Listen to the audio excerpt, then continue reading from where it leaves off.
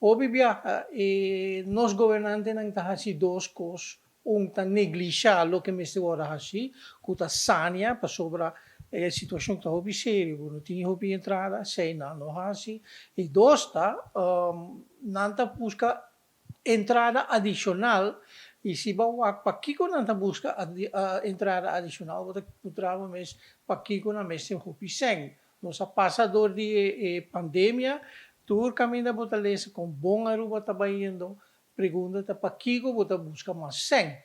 E governo tá visa, ok, nós vai cobrar nossa parte de BBO na fronteira, como uma medida na fiscal, e nada visa no, elo tá um problema, elo não tá algo que lo visa peso para sobra comerciante por verrekening.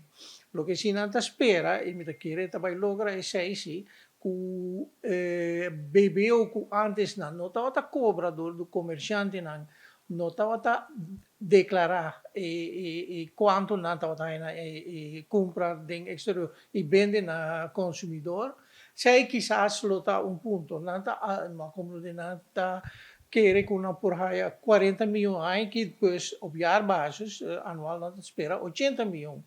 Pero se comerciante tem que contribuir com 80 milhões extra de carro de governo via BBO, isso significa automaticamente não tem que cobrar consumidor.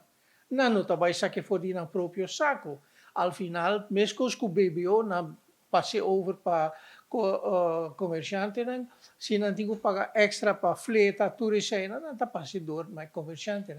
Então, lota algo na meste compreender elo tem impacto riba preço seguro e pergunta tá se a economia está trabalhando bom tem entrada extra cara para que como meste hopi mas entrada 80 milhões erbij minota contra cubo que comerciante no sector privado paga lo que deve e meste paga pero al final vos digo quanto vai na entrada e wakpa e sei no wordo malgastar.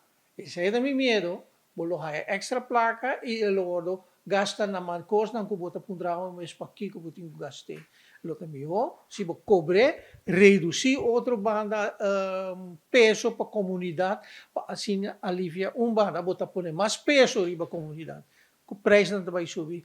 Outro banda, botin ko neutralizar essa dori dona compensação na comunidade, seja dori barra outro imposto riba maneira invoerrechten of accijns of belasting direct inkomstenbelasting toegang para neutraliseren zijn.